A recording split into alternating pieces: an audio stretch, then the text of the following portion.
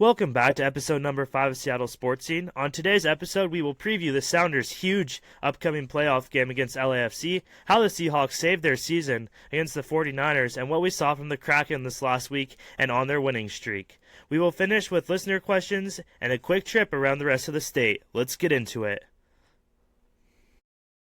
A drive deep to right field, down the line. The Mariners win this game 2-1. Drops back. He's going to throw down the middle. He's got a man. The ball is caught. Game over, It is baby. a touchdown. The game is over. With a shot blocked. Eberle in front for Schwartz. They score! Hey, hey! What do you say? Ground early. Now the cross out to Nor. What a save by Fry!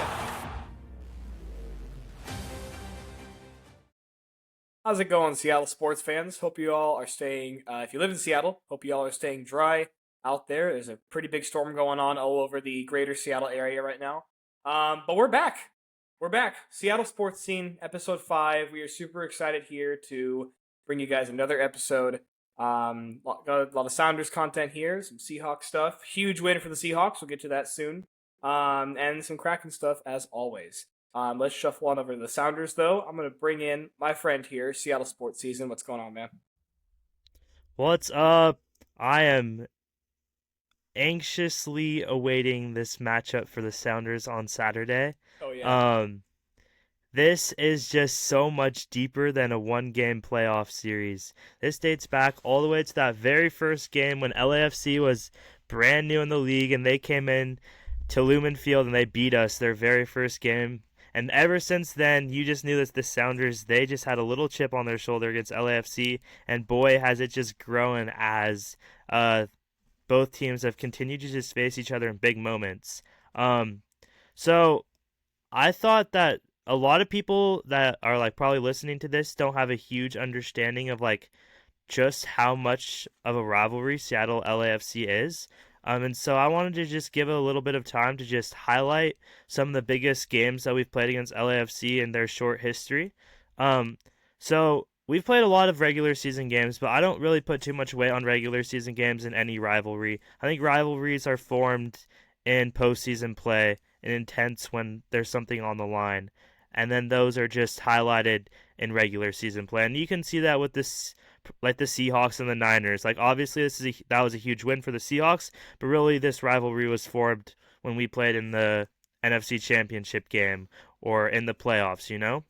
And so that all started back in 2019. It was the second year in the league for LAFC after missing the playoffs their first year. It was their first playoff meeting between the two squads. LAFC was looking to get to the MLS Cup just in their second year of existence. They actually had home field advantage, and the Sounders marched into LA. They beat them 3-1. They established themselves over LAFC as a superior club. Later that year, Sounders obviously go on to win the MLS Cup against Toronto and Seattle, but that just left LAFC with a bit of a sour taste in their mouth of what could have been hosting an MLS Cup in just their second season. So the next year, 2020, LAFC gets their revenge on the Sounders. They beat us in the MLS's back tournament, a sort of special COVID tournament that the MLS put on in Orlando. LAFC beat us in the round of 16 kind of handily. They beat us 4-1. I still remember that game. I was so frustrated, man. I was like, that was a Xavier Arriaga. All the Sounders fans remember him. I wanted him to walk. Me and my dad were joking. We were like, he can walk back from Orlando after that performance. He had like an own goal, played awful. He was an old center back for the Sounders. But after that, the Sounders bounced back later in 2020 when they eliminate LAFC from the second year in a row from MLS Cup playoff contention. This time in the first round of the playoffs. This time, however, it was in Seattle, and the Sounders once again win 3-1. That was the year the Sounders go on to lose to Columbus in the MLS Cup. And kind of that's the last time that we were really dominant. Moving on, after 2020, obviously 2021, LAFC would miss the playoffs, but they started to kind of right the ship against the Sounders, winning 2 out of the 3 regular season matchups and tying the other game. In 2022, LAFC continued their dominance against the Sounders, winning both of the regular season matchups. The Sounders ended up missing the playoffs for the first time in club history in 2022, and LAFC would go on to win the MLS Cup. So 2022, LAFC was up. However, the Sounders did win the CONCACAF Champions League that year. Still the only MLS team to ever do that, and it brings me joy to say that LAFC has fallen just short now multiple times. But that being said, LAFC has owned us, and this is where it's really started to get intense. Looking back just on the last year, LAFC eliminated us from the MLS playoffs. Obviously, last year 1-0 in the semifinals in Seattle. They also eliminated the Sounders this year in the quarterfinals of Leagues Cup 3-0 in Seattle. They also eliminated the Sounders this year, 2024 U.S. Open Cup 1-0 in the semifinals. All that being said is just to set the stage for what is at stake this game for the Sounders. The Sounders have a chance to avenge themselves against a team that has single-handedly eliminated us from the last 3 pushes that we've made for a trophy, that being MLS Cup last year, Leagues Cup this year, and U.S. Open Cup. We have not been eliminated by another team since 2022 besides LAFC, which obviously stings. Also, being eliminated 3 times in a row at home in front of your fans, that hurts. You know the players take pride in defending their home field. That hurts the players. I know that hurts us as fans watching the same team eliminate us from 3 straight trophy runs. But this is a chance to right that ship. You have a chance to go into LA. You have a chance to get your revenge and to give their fans a taste of what we've experienced here in Seattle. On a greater note, you kind of have to win here to keep this as a rivalry. The Sounders have not won a game against LAFC. We have tied a few since 2021. It's 2024 approaching 2025. That's not a rivalry anymore. That's just the LAFC has straight up owned us. I still think that it's a great rivalry right now, but another loss to these guys, and that's just they own you. You have to get over the hurdle. The team has to get over the hurdle just to show themselves that they can. To be honest, I think LAFC and the Sounders are the 2 most talented teams left in the MLS playoffs, with Miami being eliminated. I would honestly be pretty shocked if the winner of this game doesn't go on to win the MLS Cup.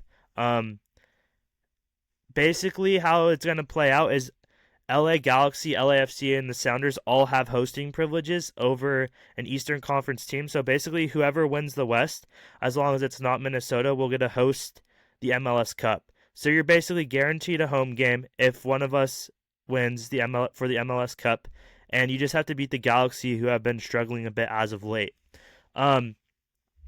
Switching gears a little bit, that's kind of the story behind the game. Looking at the game itself, in terms of tactics, I think the Sounders have to strike early, and LAFC this season has been really bad playing from behind. They really haven't had to play from behind much, but we saw against Vancouver, when Vancouver went up 1-0 and then 2-0 early in the playoff game, and a game they were able to win 3-0, they were kind of able to get LAFC. As soon as they scored that first goal, they were able to get their other 2 off counterattacks because LAFC is very susceptible to counterattacks because they push really hard. In addition, you have to get back on defense. I don't remember exactly what game it was, but we gave up a goal to LAFC this last year on a Bouanga.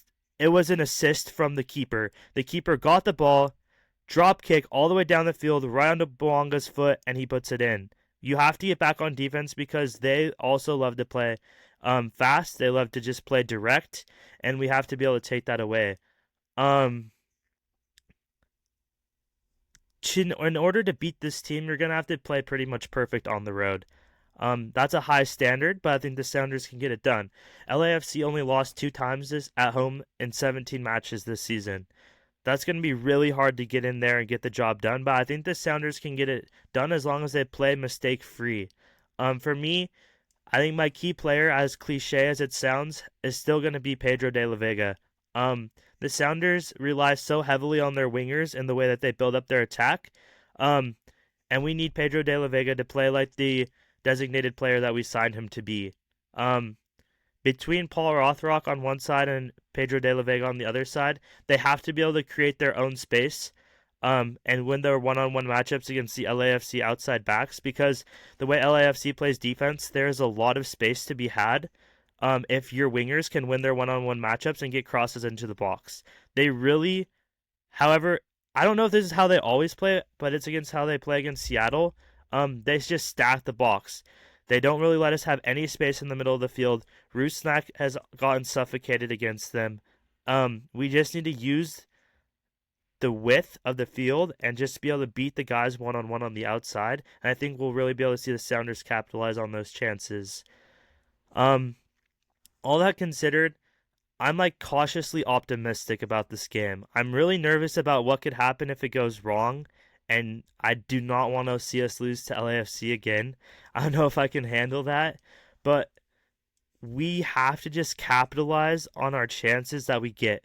And quite frankly, that's been the Sounders' weakness this year. We've been able to produce a lot of chances. However, it's just the final touch that we haven't been able to get. And in this game, you're not going to get a ton of chances. So you're going to have to be clinical when you get the chances in the final third and just put them in the back of the net, because there's not going to be a lot of them. The one thing that gives me hope, despite playing on the road against one of the best teams that has had our number in recent seasons, the Sounders have been the better club over about the last month. Being one of the best teams in MLS since July. We also know that the Sounders have more playoff experience than LAFC. And we just have a group of guys that knows what it takes to win big games. And that's invaluable. You can't measure that. That just plays itself out on the field. Between the Roldan brothers, Stephen Fry, Jordan Morris, we have all these guys that have been playing together in Seattle for a long time. We have the most playoff appearances combined for each player of any club that's left in the competition currently, and I think that could be a really big benefit to just keeping composure in a hostile environment on the road. I think that the Sounders are going to get it done. I think that just our current form is better than LAFC's, but it's going to be a game. What are your thoughts, if any, on the Sounders and what you want to see from them this weekend, or just thoughts on the matchup overall? Well, first off, a question, because I'm not super familiar with the standings of the playoffs right now. What's the difference in separation of record and playoff seed right now by these two teams? So Sounders were the 4 seed. LAFC actually managed to clinch the 1 seed right there at the end of the season, despite Galaxy holding it for most of the year. The Galaxy actually lost to the Houston Dynamo in the last week of the season, which allowed LAFC to slip back into the number 1 spot. I don't remember exactly how many points separated us from LAFC. It's not a lot. It's I want to say it was 6 or 7, which is a few games, but it's not unheard of, because we barely lost this 3rd spot to RSL. And so it's pretty close, but they are the number 1 seed and we are the number 4 seed. Gotcha. Yeah, and I also appreciate you for explaining the rivalry, which is one that I'm aware of, but I'm sure a lot of our listeners aren't fully aware of this rivalry between these two teams. I think it is important to get the win here on more than one level. You want to keep that a rivalry, like you said. You don't want this to drift into, now this team owns us. Now we're the Seahawks versus the Niners for the past 4 years, which, imagine if every one of those losses for the Seahawks was a playoff game and the Niners ended our season right there. So you would not want that as a Seahawks fan, as a Kraken fan. You wouldn't want the Golden Knights doing that, et cetera, et cetera. This is an important match to win for the fans, for the team, for the culture, the city, everything.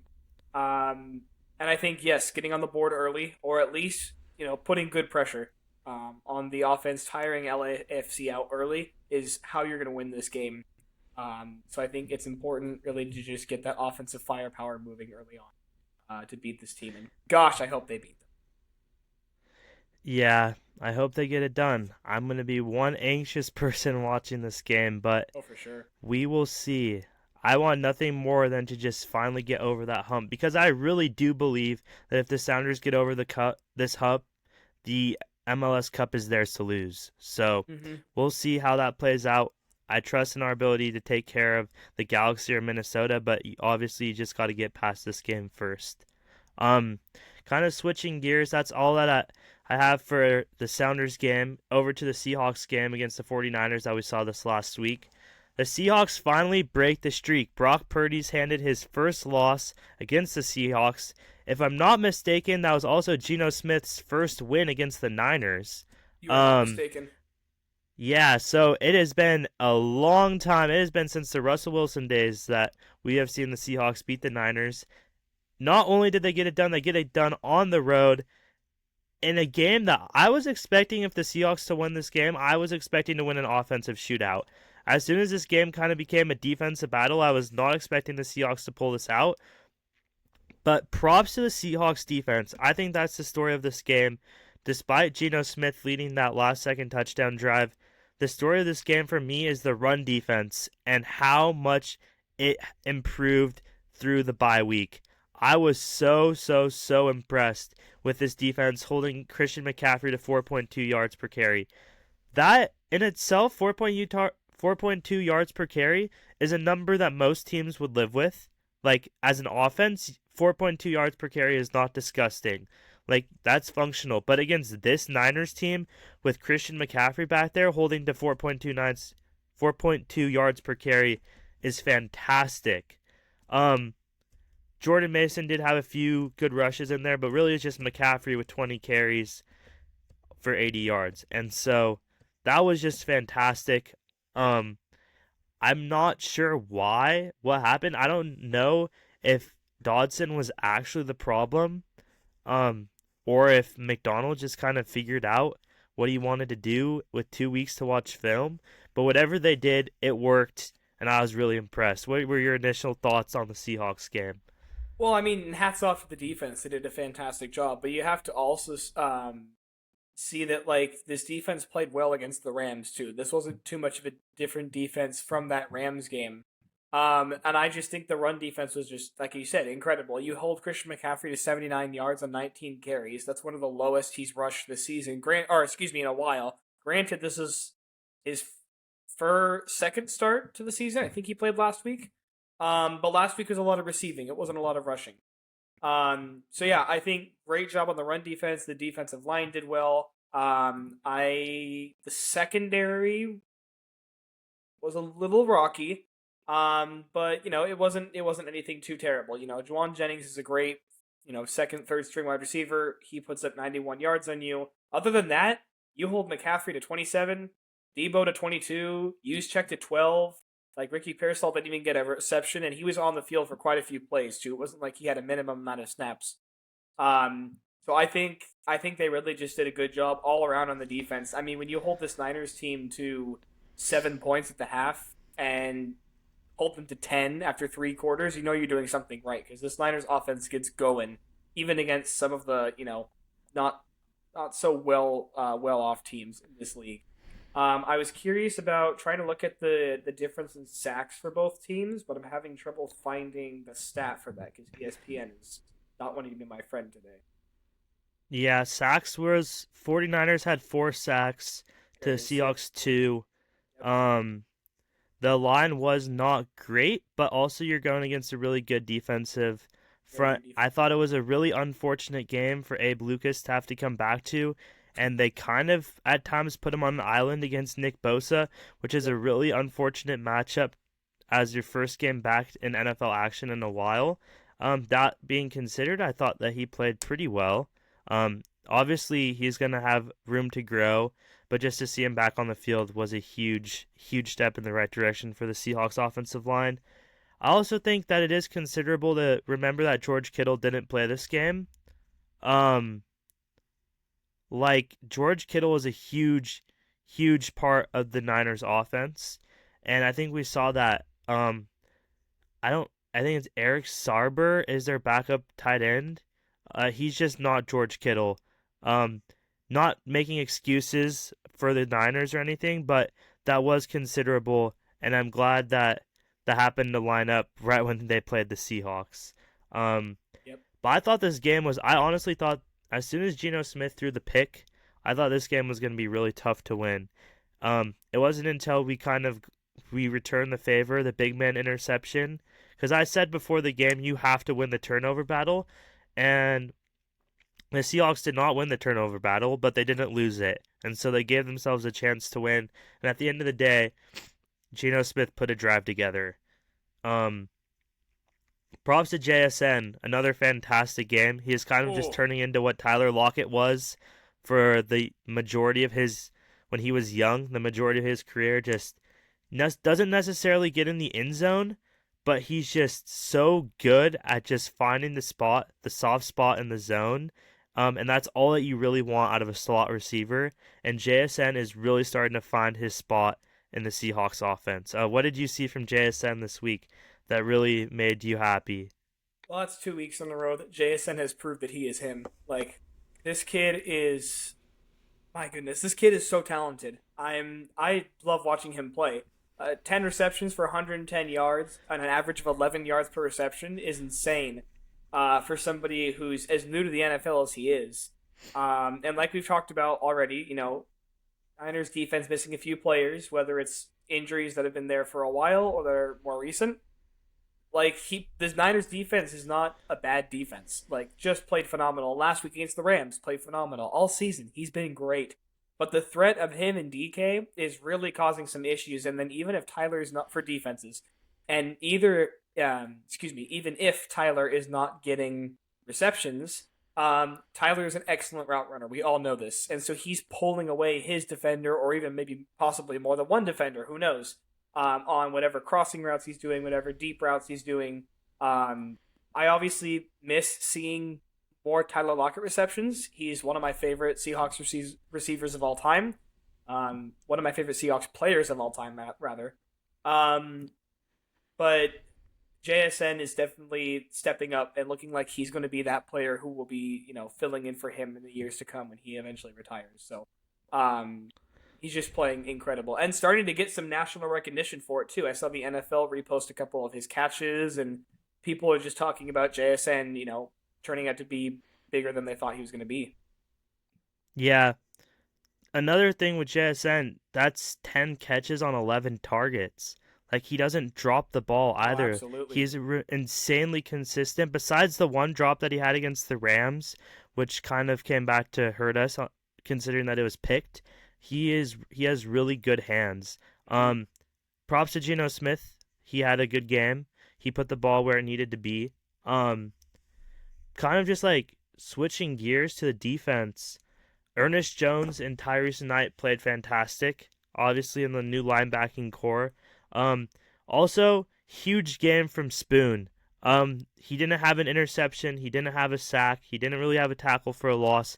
But I thought that he looked so much more like the player we saw last year throughout this game. And we needed that from him. Boyan Mafe also had a decent game. Julian Love had a good game. Honestly, just the whole defense played well. Derek Hall continues to be on a tear. He had a sack and a tackle for a loss. Just like props to the whole defense, because that Niners offense, even without Kittle, is still so talented, and yet the Seahawks defense found a way to hold them. Also, big shout out to Jason Myers, because he hit two long field goals at the beginning of this game to kind of keep the Seahawks in it and give us our 6 points at halftime. He hit that 57-yarder, was the longest one. So props to Jason Meyer as he continues to have an amazing season. Absolutely. No, he's just an underrated kicker. I'm looking at this right now and realizing, like, holy cow, the defense held Brock Purdy to only 159 throwing yards and a touchdown and interception, and he threw 28 times. That's one of the lower numbers I've seen Brock Purdy get held to this year, if I'm being completely honest with you. That's impressive. This defense is really just turning out to be what Mike McDonald wants it to be, it seems. He's looked more satisfied with the way that the defense has been these last 2 weeks, especially, even despite last week, even despite a loss. But yeah, no, Purdy has not thrown for under 212 was the lowest before that against the Chiefs. So the Seahawks just held Purdy to the lowest that he's ever thrown. But which is just incredible. Like really, really, really great job of the Seahawks defense. So hats off to them. They win the MVP of the game for me. And that's really caused because the 49ers weren't able to get the yards that they normally get on the ground. And so Exactly. you force Brock Purdy into these passing situations where the defense knows he has to pass it. It's second and long, third and long, and they're able to sit back in coverage and actually play and not get burnt just one-on-one by these talented San Francisco wide receivers. Again, even just holding the San Francisco offense in general only had 277 yards. That's a great number. If you can average teams at 277 yards per game, you're going to be in a really good spot. Granted, the Seahawks offense, they only had 289 yards, but at the end of the day, they got the ball last, and Geno Smith went down and did what he had to do to win the game. And so it was just a gutsy win by the Seahawks team on the road, and I am really intrigued to see what they're going to be able to do against the Cardinals this next week as they look to continue to climb back to first place in the division. Yeah, absolutely. This is a tight division right now too. Seeing as everyone's tied at 500 minus the Cardinals, who you have a chance to go upset now on Sunday, which would be huge. You win this game and you punch a legitimate shot at your division, which would be huge for the Seahawks team coming in a season where everyone was predicting us to go like we've already passed what we were predicted to go by the experts preseason. We were predicted, I think, 4 wins, which Yep. is, I think, outrageous. But even as somebody who wasn't coming into the season super optimistic, I was nowhere near 4 wins as our prediction. So yeah, you got the Cardinals, which obviously if they're first in division, you can beat them. You got the Jets, who's struggling Jets team who Yep. are throwing turnovers everywhere they go. So this is a good spot to capitalize on those turnovers with that defense. Cardinals again. And Packers will be honestly, tough. Go ahead. Go ahead. I was going to say, honestly, I don't think beating the Cardinals is an upset. I think the Seahawks should be favored to win a game at home against the Cardinals. The Cardinals are better than they were last year. They're overachieving, I think. I thought they were going to be good next year. I think they're a little bit in front of their window. Um, but I don't think beating the Cardinals at home, I think that's something that this Seahawks team should be able to take care of if they want to be a playoff team. You just have to get back to defending your home field because that is something that they have not been able to do this year. So get back in front of the 12s. 12s show up, be loud, game for first place in the division on the line. This is all that you really want is to be able to control your own destiny, and the Seahawks have a chance to do it this weekend. And really, the record says the Cardinals are better by a game, but to be honest, I think the Seahawks are a better team. I think our defense is better. I Yeah, like our coach better. A little bit of a hot take, and I'm not a huge Geno supporter, but I would take Geno Smith over Kyler Murray in most scenarios. I don't think he's all that great of a quarterback. I think Kenneth Walker is better than James Conner. The list goes on and on and on. I think this is a much more talented Seahawks team, and I think the Cardinals are having a great start. Good for them. They've been pretty bad for a while, but I think you can beat this Cardinals team. I think you can sweep this Cardinals team, if I'm being completely I honest. agree. Yeah, absolutely. I think you take maybe 1 or 2 more losses on the rest of the way out the season. I think you can win the rest of those games. Yeah. You have anything else about the Seahawks, or are you ready to switch over to the Kraken? I'm ready. Okay, I'm let's a go all to the them Kraken. Seahawks. All right. Well, the Kraken have given us a little bit of a show this week. Here's the breakdown for you all. The Kraken are 4-1 on this homestand they're on currently. They'll look to make it 5-1 tonight. They are playing the I almost said San Jose Predators. My goodness, the Nashville Predators tonight in Climate Pledge to end off the homestand. Their only loss of the homestand was to the New York Rangers, a very dominant Rangers team that has 4 days off, that had 4 days off and time to rest and prepare. And the Kraken were playing it back to back. So kind of a tough game to expect this team to win. Really a weird scenario for the NHL to put the Kraken in, if you ask me, because you're playing a Rangers team that everyone knew is going to be good before the season started. Like the NHL, obviously, crazy things can happen. I mean, look at the Predators. They've got superstars on their roster and arguably a top 10 goaltender, and they're 6-10-1 right now, or 6-10-3. But anyway, everyone knew coming into the season the Rangers were going to be good, and the NHL gave the Rangers 4 days off, and they were playing the Sharks before this, so don't have to try very hard there. And on top of that, you've got the Kraken playing a back-to-back against the Islanders, who are about a 500 team, but they're still feisty. They're still going to push you to the edge. And then you got the Rangers right after that. I just think it was weird scheduling to give the Rangers 4 days off and make the Kraken play back to back, but that's how it is. Grubauer also coming off of an injury, so he came off of his injury to come play this game. Kind of a rough game for Gru to start at. I kind of wanted Joey to start for Gru's sake and for all of our sakes, but I ended up kind of getting bit in the butt with that one, as Grubauer played really well. Really good game by Gru against a top-tier Rangers team. Here's the thing, though. In the end, if the Kraken play all season long, like they did on Sunday against the Rangers, they're going to be just fine. And I don't mean they're going to go and beat every team that they play, but this team, if they can play the way that they played, despite a loss and despite scoring no goals, they're going to be just fine for the whole season. We can expect great things from them. The flip side of this is that, obviously just fine wasn't good to beat the Rangers, and it wasn't good enough to beat the Stars earlier in the season, who are both teams that you lost 2-0 to, that you couldn't really get. Kind of faced a hot goaltender. It's kind of weird to say that about Casey DeSmith, because obviously he's kind of a career backup so far. I think he has starting potential, but he's been a backup his whole career so far. He's between him and between facing Jonathan Quick, who is a very talented goaltender, and one of my favorite goaltenders of all time. It's difficult to get offense going when you face a goaltender that hot. So really, like I said, difficult game for the Kraken to win, but it was the second time this season I felt good after a loss. I don't fully remember which game it was earlier in the season that I said that, but I felt good after this loss. I wasn't worried. I wasn't gosh, Gru's washed or whatever. Only really one of those goals was on Gru, and when you get no goal support from your team, it's hard to keep up the effort that you're putting in to keep your team in it. Before I move on too far, do you have any comments on the Islanders game or the Rangers game that the Kraken played? No, except the fact that Jonathan Quick just continues to have career games against the Kraken. I think I messaged you after the game, and I was like, I know this guy's good, but every time we play him, I swear we get shut out. He was on the Kings before this, right? He was on the Kings, 2 years ago before this.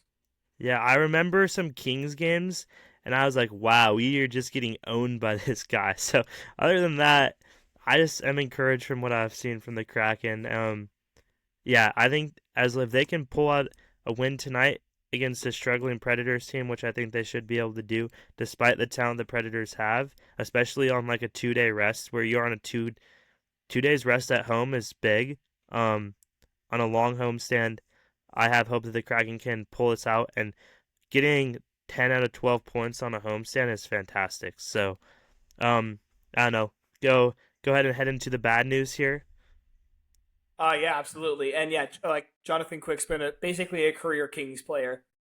He's an incredible goaltender, future Hall of Famer, in my opinion, one of the best goaltenders to ever touch the ice. So it's a pleasure to watch him every single time he steps on that ice. Even if it means he's owning my favorite team, I still love to watch him play. Dude's 38 and rocking it in the NHL as a goaltender. So, gonna start with last week. I told you guys I kind of started this breakdown: bad news, good news, extra news. Gonna try to keep that rolling here. So let's move on here to the bad news. Bad news: Vince Dunn is still 2 weeks out from returning from his injury. It was announced this morning that Dan Bilesma said that Dunn is taking practice reps and he's skating with the main team, but he's still at best a week out from returning, maybe a few days less than that, but most likely his return is about 2 weeks. This is obviously frustrating because I think this team is missing Dunn's offensive defensive play. And I think the defense is really missing his quick play and his leadership.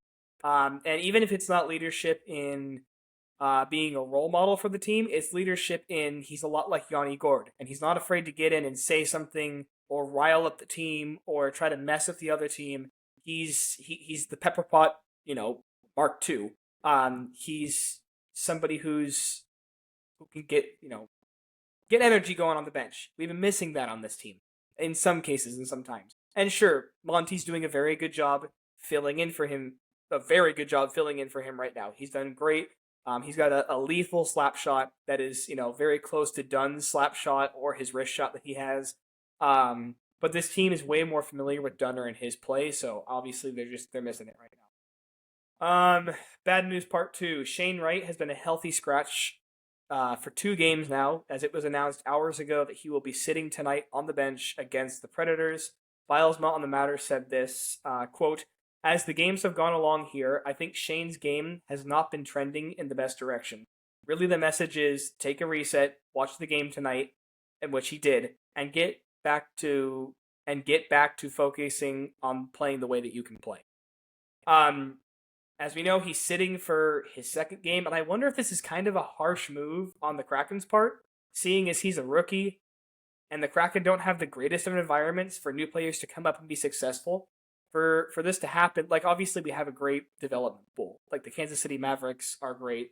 Like, Derek Laxdal and the Firebirds, we brought Derek Laxdal in to be a developmental coach, to be somebody who's going to develop players more than focus that more over the Firebirds team success. Bilesma and the roster we had with the Firebirds is more of a success roster and less of a developmental roster. Now you've got a lot of these veterans, such as Devin Shore, who was on the team last year, Chris Drieger, no longer there, and a couple other names. There were 2 Olafsons on the team last year, and I forget which one. But one of them was also a veteran. He's gone now. You got all those veteran pieces that are no longer on the team. And now it's a lot of young guys, which is why the Firebirds have had this slow start. But they're developing, and they're getting better. You'll notice the Firebirds have won 5 of their last 7 games, I think, which is great to see. But for new players like Shane Wright on the Kraken, you need to be able to feed those players, and the Kraken have not really been feeding Wright. Wright's in a lot of the right... No pun intended, but Wright is in a lot of the right places on the ice. He's doing a great job being a net front presence. When plays are behind the net, he's there at front, waiting for the chip shot. The plays just aren't getting there. And I'm actually in the process of breaking down, whether it's a video for my account or for this account, or for my page or this page, for the podcast. I'm in the middle of breaking down kind of the differences of the 2022-23 season, the playoff season. Breaking down those goals in that team and comparing it to this team we have currently, seeing as this is the best start we've had, even including that year. And one thing I'm noticing is the Kraken were very good about getting behind the net and feeding players in front of the net for quick chip shots. And if not that, they were constantly moving the puck and passing it quickly. A lot of the things that we do with this offense, and it frustrates me, is we hold onto the puck on the edge, and then we pass it to the top, and then it goes back to the edge, and back to the top, and back to the edge. And it used to be so much better with the movement. And I think it's a mix of your players. Morgan Geekie was very good about quick passing, quick movement, faking a shot, getting out a pass. Daniel Sprong, who's obviously back on the team now, is also very good at that. Ryan Donato, et cetera, the list goes on. Jonas Donskoy. So Wright is a player who plays a lot like that and hasn't really blossomed in this environment, seeing as the Kraken really don't play like that anymore. And I think he can adapt, and I think he's going to, and I think he's got a very nice snapshot, wrist shot, and we've seen it a couple of times this season. We've seen it in the Firebirds last year. It's just a matter of when will he get going and when will he reset and adapt to the way the Kraken are playing currently. But you need that, or you need lots of goal scorers that Wright can, kind of hound on their play and feed assists to them, or really just, be able to pick up rebounds from players who shoot a lot. That's another thing the Kraken don't do anymore. They used to do is they don't shoot the puck and they don't score off of rebounds, which is something we were very good at in the playoff year, is we would score off of rebounds. But yeah, any thoughts from you on any of the bad news, or really just Shane Wright in particular? Because I know that's kind of a big subject right now within the Kraken community right now about what to do about Shane Wright. Yeah, so it might be a little harsh. However, I still think through most things through baseball lens, and I know in baseball, sitting a guy for a game or two is something that's done commonly with young struggling players. Um, I think at the end of the day, this is the right place to sit him. The team is playing really well, and so you don't kind of like have that extra pressure from the rest of the team. You can kind of eliminate the team's success from the fact that you're sitting him. You're at home, so you don't have to sit on the bench while you're on the road with the opposing team's fans. It's a supportive environment, and it's a really good spot on the schedule too. I don't think between sitting the second half of a back-to-back and then sitting the last game of the homestand. After this, the Kraken don't play again after tonight until Saturday, if I'm not mistaken. And so by that point, if Shane Wright plays on Saturday, he'll have sat for a full week, which is a really good place to mentally reset. He gets to be at home, then he gets to go back on the road with a fresh mind, and he can be ready. Hopefully, he's ready to play on Saturday on the first game of the road trip, just with a clear mind ready to get back to work. Especially if the Kraken win this game tonight, it's just all good vibes.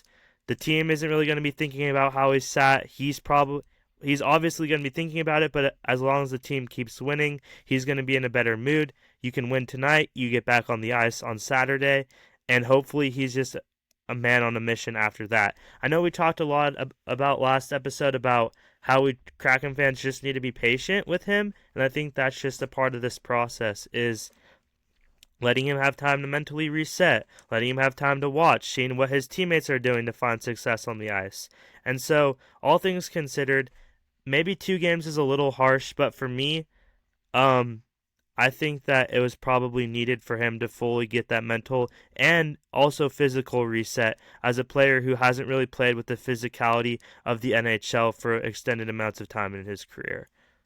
Yeah, I do think the physicality part especially is true, and I don't necessarily think it's a bad idea to sit him for 2 games, but it was just a surprise to see, like, this is the guy that we're trying to get going, and you're sitting him for 2 games. But I think it's good for him. I think a good reset here is needed. And yeah, this is the last time you're going on the road here. This is the last time until kind of like mid to late December that you're not on a fluky schedule, because after this, you're like away, away, home, away, home, away, away, away, away, home, home, away, away. It bounces back and forth. So you kind of want him to do it now while you're still kind of on a streaky, or while you're still on, 4 in a row, 5 in a row, 4 in a row, then before you go back and forth on home.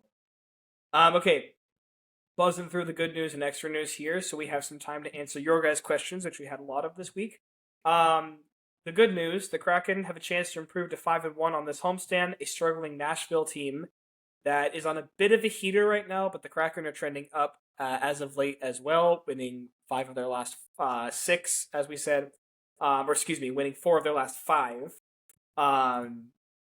The Predators are on a 2-game win streak, I believe, and really just starting to show signs of promise. They won their previous game against the Canucks, but their offense has been waking up. They've been playing a lot better as a team. So, looking to get some scores in early on UC Saros, as he is a goaltender who is tough early on and can kind of weigh down as the match goes on. But I'm curious to see if they can net some goals before he has a chance to really get set up in his crease. Some other good news. Jared McCann looks back to his 2022-23 self. He's making really good shots. He's being net front, finding open room for his signature snap shot, and really just looking comfortable there. I think we could see another 40-goal year out of Jared McCann if this continues. And lastly, good news. I got 3 words for you. Well, I got a 3-part to this for you. Joey Decord, Vesna. Enough said. That's it. The extra news, Ben Myers had a decent game against the Kraken and the Rangers, or with the Kraken versus the Rangers. He'll look to make a splash tonight, and we'll see what he can do. For those of you who don't know, Ben Myers was acquired from, from a different team in the AHL. I forget which team exactly, but he was playing for the Firebirds. He showed lots of great promise in the rookie camp in LA in the offseason and did an incredible job with the preseason, netting upwards of 3 goals for the Kraken. And really, I thought he could have gotten a roster spot with this team. But honestly and wisely, the Kraken choose to send him down to Coachella, where he is currently staying. But he's with the team right now, and he will play his second game as a Kraken tonight. So we look forward to see that. Lastly, your stats leaders really haven't changed that much. Jared McCann's leading the points at 21. He's leading the goals with 9, the assists with 12, and the plus minus with 9. And Yanni Gord is still leading your penalty minutes with 30. Any last thoughts from you on the Kraken before we move on? No, none from you? Okay. Let's see. Let's move on to questions then, shall we? Let's see. Yeah. You want to do a Seahawks question, a fun question, Kraken question? What are you thinking? Let's start with a Seahawks question. Let's do it. These are all from Instagram, by the way. So if you guys want to submit questions that you want to hear answered on the pod, we put out a questionnaire every week on our pages. Just submit questions there, and we'll get to them on the episode. So, and also, really quickly, if I may, go ahead. If you guys are listening to these episodes and you think of a question and you're like, oh, I wish I could tell them now, you can message us on Instagram, but we both have access to seeing comments on Spotify as well. Spotify allows you to put comments on individual episodes as well as on the show itself. So if you do leave a comment, we are looking at that. I do refresh the page and look. We haven't gotten one yet, but if you guys do listen on Spotify or on YouTube, both of them, we check the comments there frequently. We're looking for feedback from you guys, suggestions, or any questions you may have. So thanks for letting me jump in there. Great point. Okay, so this question, re-sign Gino or move on? For me, it's a move on. I don't know if that means move on through the draft or move on through Sam Howell. But I think it's a move on. He's been good, but he hasn't been great. And for a player of his age, you don't really want to get into any more contract. I thought the Seahawks contract that they have with him right now is a really good contract. I thought they got excellent value on both sides. I think it was good value for the Seahawks. I thought Gino made money that he deserved. But at this point, I don't want to commit to Gino for longer than this, especially when you have one of the youngest rosters in the NFL and one of the oldest quarterbacks, which kind of fits, but also you want to be on the same competitive window all throughout your team. So for me, I want to see maybe what Howell has got, or if they want to go some way in the draft. I think it kind of depends on where you land on the draft board, which we won't know till the end of the season, obviously. But for me, it's going to be time to move on. I think they could still play him next season. Obviously, it's the last year of his contract. But then after that, I think it's for sure time to move on from Geno Smith. Yeah, I agree. I think it's time to move on. I love what Geno's done for the team, and I love Geno, but I'm ready to move on, honestly. I'm ready for the future to start. And whether that's Sam Howell or whether that's something else, I don't know. I'd love to see the Seahawks play Sam Howell next year, see if there's anything there. If there is, that opens up your ability to draft for O-line or whatever else you want to draft in the next two drafts. I do know that the 2026 draft has some good quarterback prospects in it, so if Sam Howell is not him, and by the way, if you play Sam Howell instead of Geno next year, you're not going to pay Howell that much. Geno's expecting to get paid, and you don't want to have to pay too much for him to come play for another year or two, or even more than that. So I'd love to see Howell get paid cheap to come play for this team for a year, see if he's the one, or see if we want to draft in that upcoming draft for a quarterback, seeing if we have a pick for that even. But I'd like to move on from Geno, to be honest. Yeah. You want to take the Kraken question next? Yeah, let's get it. Let's see. Does Joey realistically have a chance to win the Vezina? I just talked about Joey in the Vezina on the last episode, and then this episode obviously is a Joey Decor Vezina. Enough said.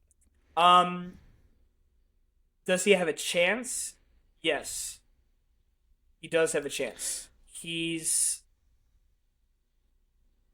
a top 10 goaltender right now in terms of stats and in terms of performance and everything, even record wise. The nice thing about the Kraken so far is on unlike the Mariners bullpen, the Joey at least has had some help with his record, whereas the Mariners starting rotation, did not have help with that. So there's a weird comparison there, but no, Joey's statistically doing a very good job this season so far, and I really think he'll finish top. He'll stay in that top 10 category for sure, possibly top 5.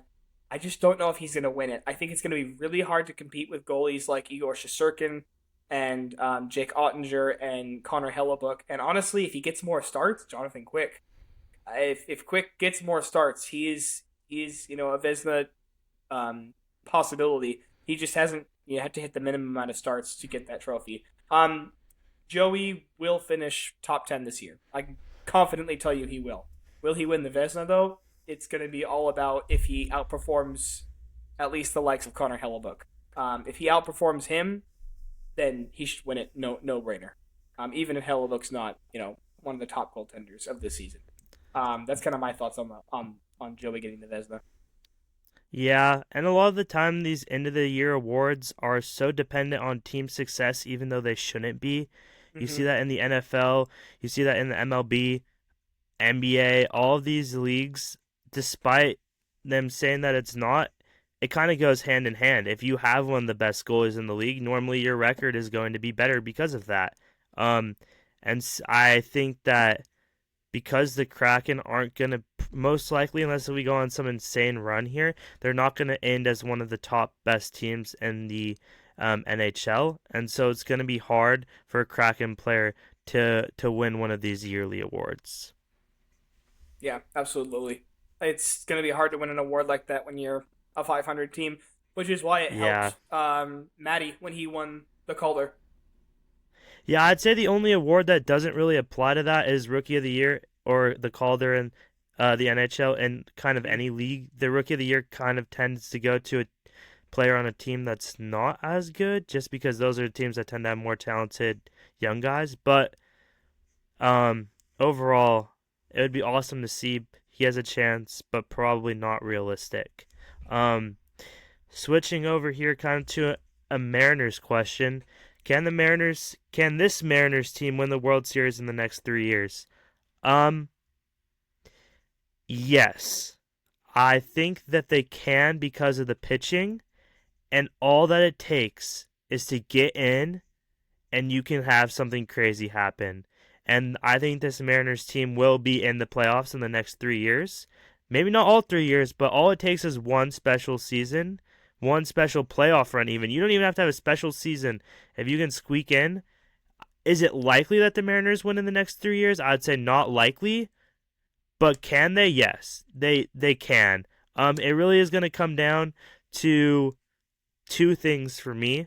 One, free agency. Is this front office going to spend the necessary money to get the bats that we need? Yes. And two, is Julio Rodriguez the superstar that he's paid to be? Can Julio, if we see next season, if say next season, starters regress a little bit, all the bats come up a little bit, but Julio has a 40-40 season, hits 290, slashes, 980 OPS, and is in the conversation for the AL MVP, that's a team that can win the World Series. So for me, it comes down to spending in free agency and how much Julio Rodriguez can continue to develop because he's still so young and has so much baseball left in front of him.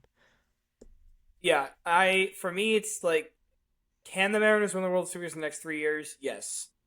Do I think they will? I do not. I think it's more than capable of, especially, the biggest thing, as you already stated, is your starting rotation. That starting rotation could potentially carry this team to a World Series. I think if you fix up some bullpen issues possibly, which aren't very big, but when we talked about this in our off-season Mariners episode, which is still relevant to today, by the way, if you guys want to go listen to that, I think Julio needs to have one outstanding year to be that superstar, like you said, and you need a couple of bats to play above average. Luke Raley, could love to see him play. Whoever the Mariners bring in free agency this year, if they can play above average, you just need a couple of things to fall into place, and this team is for sure a playoff team. World Series team? That's just another question. I think the Mariners have a huge upper hand on a lot of big teams. Take the two World Series teams, the Dodgers and the Yankees. Like, the Mariners' starting rotation is better than all of those Yankees pitchers, most of them, and Dodgers pitchers. And that's what's going to keep you in games in the playoffs is your starting rotation. They're going to limit the amount of bats and give your team a chance to get going and get warmed up. So, is it possible? Yes. Will they do it? I don't think so, but I think we will see a playoff run in the next 3 years for sure. I think multiple playoff runs over the next 3 years. Yeah. I honestly think the Mariners will be in the playoffs each of the next 3 years. I don't see any reason why they wouldn't be. They should have been in the last 2 years. I think they're going to figure it out. I think the pieces they have will figure it out, and I think they'll be in it all 3 years. And all it takes is one of those 3 years to have something special happen. Obviously, things can help you with that. Winning your division and getting home field advantage. That can be very helpful, especially in October baseball when it's cold in Seattle and you get to play your pitchers in your ballpark, which is already the most pitcher-friendly park in the league. That's going to help you. So obviously playing better in the regular season can help with that. Also, if they can get Sasaki, we've heard rumors that they might have a legitimate chance at getting him. If you put him in this rotation, you're talking about potentially one of the best rotations to ever play baseball. Like, this could be one of the best rotations in MLB history with Sasaki in there. I don't know. I think the Seahawks could. I think the Mariners could do it. I think more realistically, it's going to be in about 5 years. That we will be kind of a favorite to win the World Series when we have the guys like Cole Emerson, Laz, all of those guys coming up from the minor leagues. And at that point, Julio Rodriguez in 5 years from now is still 28. He still probably hasn't even hit the peak of his career yet, which is crazy. He'll still be under 30. A lot of your pitchers will still be under club control. At least Bryce Miller and Brian Wu will still probably be at the club at that point. You're going to be paying some other guys, but the core of this team should still be intact in 5 years from now, plus all of the young guys that you have coming up through the minors. So possible in the next 3 years? Yes. I think realistically we're looking at about 5.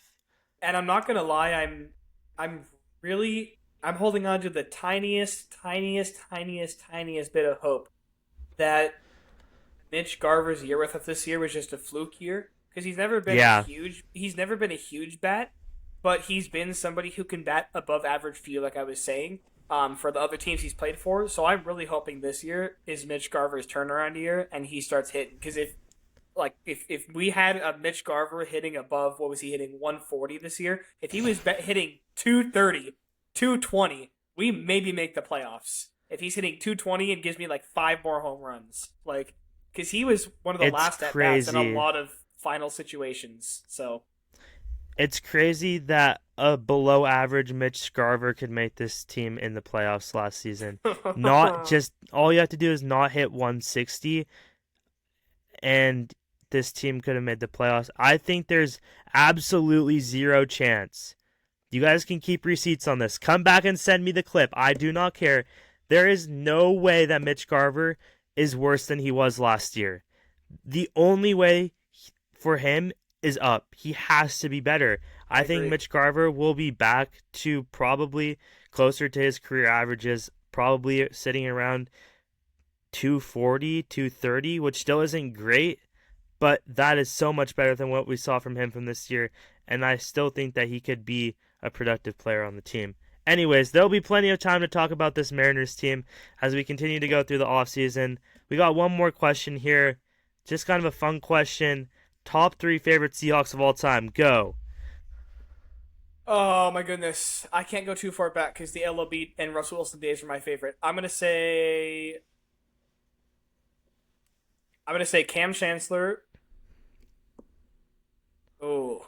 Okay, I'm gonna say Cam Chancellor, Russell Wilson, Marshawn Lynch, and honorable mention, Doug Baldwin and Jermaine Kearse. Okay. Solid. For me, Marshawn Lynch is my favorite Seahawk of all time. He's just amazing. Oh I yeah, love the guy. He's hilarious, an he's such a amazing great guy. football player. Bobby Wagner, Oh, probably Bobby. my favorite defensive player. They posted a picture. Him and Russ switched jerseys after the Commanders Steelers game, like 2 weeks ago, and I reposted it. I love both of them. Probably number three is Tyler Lockett. I just have loved Lockett over the years, so I Yeah. gotta go Marshawn, Bobby Wagner, Tyler Lockett, um, because that's just kind of what I grew up with. So My that's my it. That's my it for family me. my family is gonna kill me for not saying Bobby Wagner. Guys, if you're listening to this, I love him. Don't worry. We love Yeah, Bobby there's been Wagner. so many likable, good players from the Seahawks that we've gotten to Absolutely. grow up watching. So obviously, there's so many other guys you can mention with Doug Baldwin, with Russell Wilson, with Cam, Hmm. with even though he's not the most favorite out there. Lately, KJ Wright, despite him being spotted in 49ers gear over the weekend, I You gotta love loved KJ KJ though. when You he gotta was love here. KJ. Such a great guy.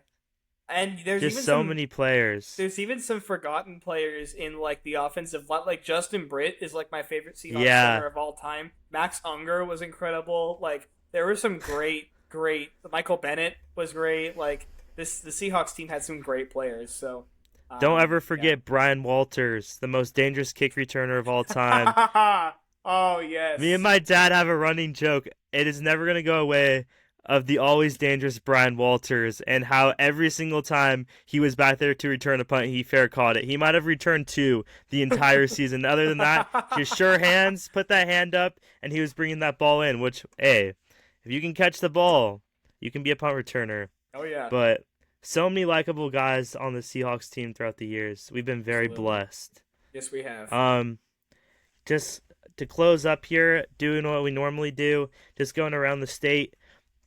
Here as college football wraps up, UW football beat UCLA over the weekend on Friday night. It was senior night. It was a blackout game. I just thought there's kind of no way that they were going to lose that game. They won 31-19 despite not playing a great game. They improved to 6-5 overall, 4-4 in the conference, and interesting enough, I didn't really realize this until I was digging into the stats. They were finished the season 6-0 at Husky Stadium. They did not lose a home game. They did lose the one neutral site game that was technically a home game at Lumen Field to WSU. But other than that, all four of their losses came on the road in conference play, so just something to think about. Maybe those Big Ten, maybe playing teams in Rutgers actually does come back to bite you. I don't know anything about that, though. Just a thought. All things considered, glad the Huskies got the job done at home for their fans this season, going 6-0. They They will be on haven't bye lost. as they face. They haven't lost Yes. at home in like 3 seasons, I think, or 2 seasons. It's like an incredible stat. Yeah, It's it's like been 15 dominant. or 16 games since they've lost at home. It's Well, they didn't incredible. lose a regular season game last year, so No, between and the year last year and this before, year. I think the year before last year, I think they almost went undefeated at home. I think they might have dropped 1 or 2 games there, but they've won like 15 or 16 in a row now. Yeah, so something that the national media doesn't talk about, but Washington is turning in their stadium into a bit of a fortress. So they'll be on bye as they finish this season on the road against rival number one Oregon Ducks. So that game Ah, might be a little messy. WSU dropped a heartbreaker on the road, 38-35 against New Mexico. They dropped to 8-2 on the season. As a result, they dropped out of the college football playoff rankings. They dropped out of the AP poll. Their chance to make the playoffs is basically gone. It was a rough game. I was sad that Washington State didn't get this one done. They turned their focus on the Pac-12 championship game. Those who know. They'll be playing Oregon State as the only two Pac-12 teams remaining. So, in theory, this is the Pac-12 championship game. They're going to be on the road at Oregon State at 4 p.m. Pacific Standard Time on Saturday. UW basketball scraped out a win against UMass Lowell, kind of embarrassingly, but they get the job done, 74-69. They improved to 3-1 on the season. They'll play Alcorn State on Friday. WSU basketball lost a tough but hard-fought game on the road to undefeated Iowa by 10. Nothing to be ashamed of, going on the road and losing at Iowa by 10. Despite the loss, I was pretty encouraged from the play that I saw from WSU, and I think that they're going to be an above-average team in the WCC this year. They bounced back after that, beating Northern Colorado 83-69. They sit at 4-1 and will play Eastern Washington on Thursday night. Finally, Gonzaga basketball slammed the same UMass Lowell team that lost to Washington by 5. They lost to Gonzaga 113-54. They followed that up with a big win on the road, their first road game of the season against San Diego State, who's a pretty solid basketball program. They've been good here for a while. They won by 13, 80-67. They improved to 4-0, number 3 in the AP poll, and they will play Long Beach State later tonight. So that's kind of it from sports that happened around the league, with the Storm being out of season, Rain being out of season, and Mariners being out of season. So any last thoughts before we close out? Nothing from me. Nothing from me. That's about it. Yeah, unfortunately BYU lost this week, so that was tough. I know. Those that know about that, but it's okay. We're gonna bounce back this week against Arizona State. Yes, so indeed. If you made it to this point, you know I'm a BYU fan. That was devastating to lose at home. But other than that, college football's wrapping up, college basketball starting back up, and there's still plenty of hockey and NFL left to be played. So let's get a Sounders win this weekend. Let's get a Seahawks win this weekend. Let's get a Kraken win tonight, and just keep the good vibes surrounding Seattle sports going. Absolutely, for sure. As always, guys, thank you so much for listening to this episode. Thank you so much for sending in questions. If your question wasn't answered on this episode, we saved some questions for the next couple episodes coming up, just in case we don't have too many come in. Or, like a few episodes ago, we forget to ask you the questions. We've got some leftovers. So don't be worried. We've got your question. It's here. We will answer it in a future episode. But again, guys, thank you so much for listening, and we'll catch you in the next one. See ya.